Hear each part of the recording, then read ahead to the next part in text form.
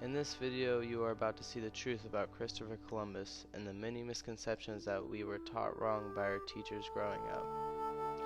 Christopher Columbus was born on October 31st, 1451. He had participated in several voyages before the one to the New World.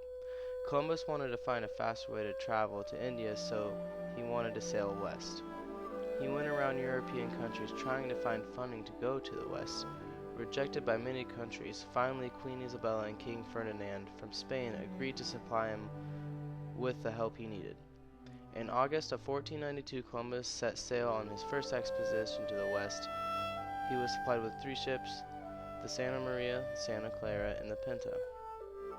The Queen said whoever spotted the land first would receive a cash reward. So they sailed. After about 36 days of sailing, they set foot on what is known as today as the island of Hispaniola. On the shore they encountered a group of friendly natives, also known as the Arawaks.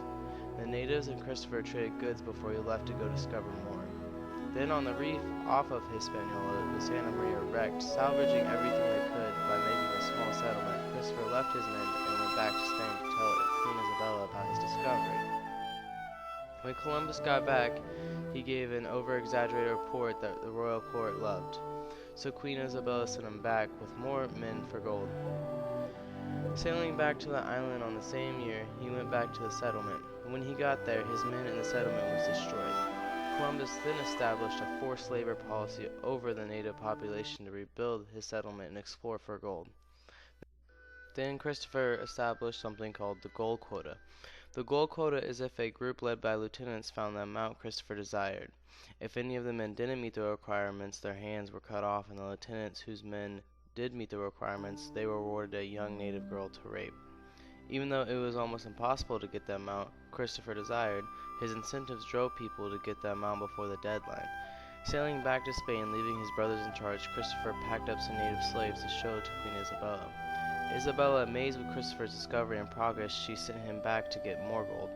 Accidentally stumbling across what is known now today as Venezuela, he found his way back to the settlement. Conditions at the settlement had deteriorated almost to the point of a mutiny. A royal officer from Spain was sent back to check out the situation. Then Christopher Columbus was arrested, put in chains, and he was sent back to Spain. After facing the royal court, Columbus's charges were dropped, as well as the money in which he gained from the gold quota and the voyages. He convinced King Ferdinand that one more voyage would bring abundant riches to Spain. After sailing around trying to find the Indian Ocean, a storm wrecked one of his ships, stranding the captain and his sailors in the island of Cuba. A rescue party arrived, and Columbus and his men were taken back to Spain. In the final 2 years of his life, he struggled to recover his lost reputation. He died on May 20th, 1506. So when we celebrate Columbus Day, we aren't celebrating the truth, we are celebrating the lies created by our distorted history. Christopher Columbus raped, killed, and murdered Native Americans.